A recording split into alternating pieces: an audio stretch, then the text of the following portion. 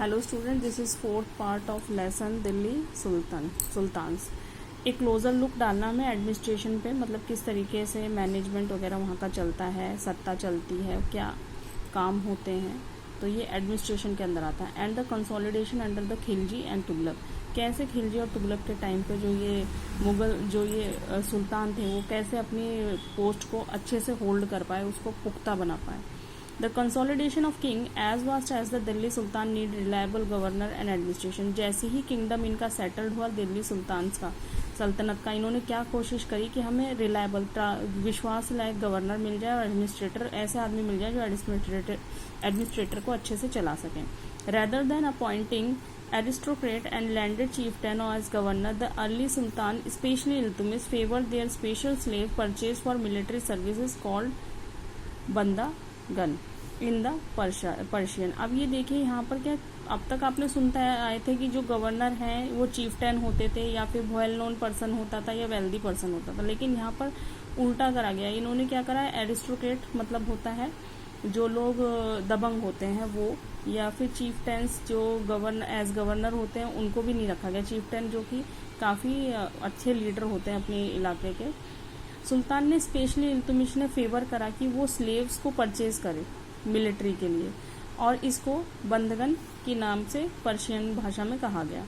There was carefully train to man some of the most important political office in the, इन्हीं में से कुछ को क्या ट्रेनिंग दी जाती थी पॉलिटिकल ऑफिस के किंगडम को देखने की। Since they were totally dependent upon the master the sultan and trust and rely upon them, क्योंकि ये पूरे खरीदे गए हैं और इनका आगे पीछे कोई भी परिवार नहीं होता था, तो ये क्या देखा गया कि ये अपने मास्टर की तरफ ज़्यादा लॉयल रहते थे, वफादार रहते थे।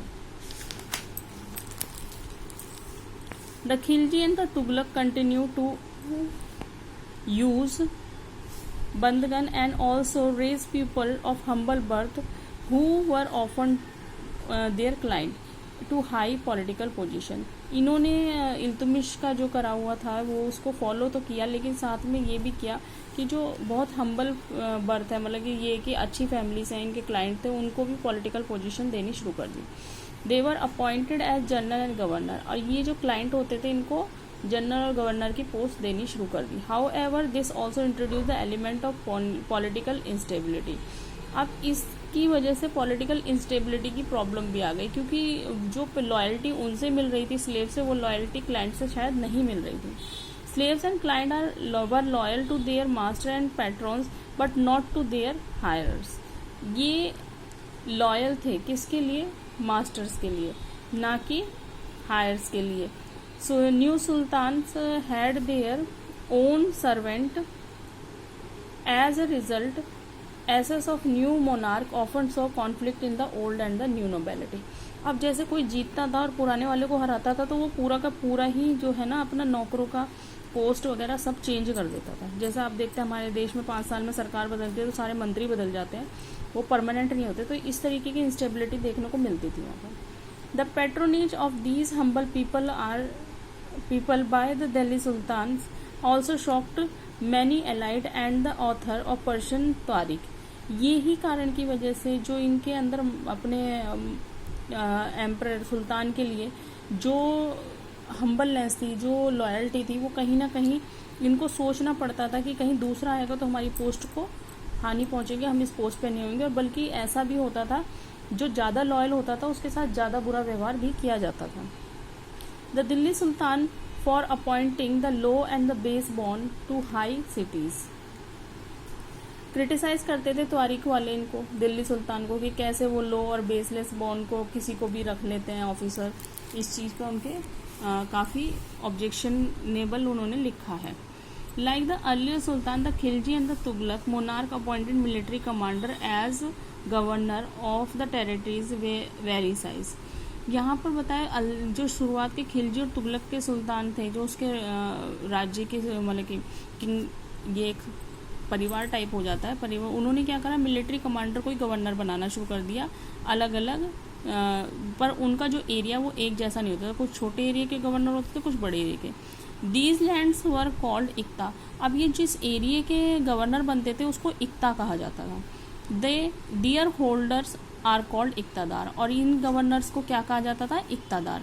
तो जो एरिया उसको इक्ता कहा जाता था, और जो एरिया का गवर्न करता था उसको इक्तादार कहा जाता था या मुक्ति कहा जाता था। The duty of muqti was lead military campaigning and maintain law and order in their iqtas. क्या काम था मुक्ति का? मुक्ति या इक्तादार का क्या काम था? उनका काम था कि वो अपने इक्ता में लॉ एंड ऑर्डर मेंटेन करके रखें, और जो अगर लड़ाई युद्ध की ज़रूरत पड़े तो मिलिट्री कंपेनिंग लेके जाएं। In exchange of for these military services the muqtis collect revenue of their assignment और सैलरी। अब ये इसके बदले में इनको क्या मिलता था? ये जो रेवेन्यू कलेक्ट करते थे उसका पर्टिकुलर पार्ट इनको एज अ सैलरी मिलता था। They also paid their soldier from this revenue. क्योंकि मैंने अभी कहा कि कुछ पार्ट उनको मिलता था, तो इस रेवेन्यू में से कुछ हिस्सा ये अपने जो इनके अंडर सैनिक होते थे उनको, सोल्जर्स को देते थे। Control over the muqtis was also effective if their offices were not inheritable if they were assigned iqta for a short period of time before being shifted. देखिए इसमें बताया कि जो मुक्ति है, जो उसको इक्ता जो है वो वंशागुणित नहीं मिला, वो मतलब कि बाप से बेटे, बेटे से और बेटे को नहीं मिला, ये कुछ समय के लिए ही कुछ लोगों को अलॉट किया जाता था। These harsh condition of service were rigorously impose during the Tughlaq. और ये वाली जो है ना, ये ज़्यादा अच्छे से किसके, अलाउद्दीन खिलजी और मोहम्मद तुगलक के टाइम पे ज़्यादा अच्छे से इसको इम्पोज किया गया, कि कुछ समय के लिए रखा और फिर उसको बदल दिया। Accountant were appointed by the state to check the amount of revenue collect by the muqtis. Muqtis पे नजर रखने के लिए अकाउंटेंट रख दिए गए। किसके टाइम पे? अलाउद्दीन खिलजी और मोहम्मद तुगलक के समय पे, कि मुक्तीज पे जो ये टैक्स आ रहा है, जो रेवेन्यू आ रहा है, जो वहां से इनकम आ रही है, उस इनकम को अकाउंट बनाना। Care was taken that muqti collect only the taxes prescribed by the state and he kept required number of soldiers. ये भी बात पर पूरी तरीके से ध्यान दिया गया कि मुक्ति जो टैक्स कलेक्ट करता है वो नियम अनुसार ही होना चाहिए, जो कि गवर्नमेंट उस टाइम पे होती थी, जो सुल्तान की, उसके नियमों के हिसाब से। और सोल्जर भी उसको एक नंबर के रखने पड़ते थे। ये नहीं कि अभी लड़ाई नहीं हो रही तो सारे सोल्जर नौकरी पे से निकाल के भगा दिए उसने।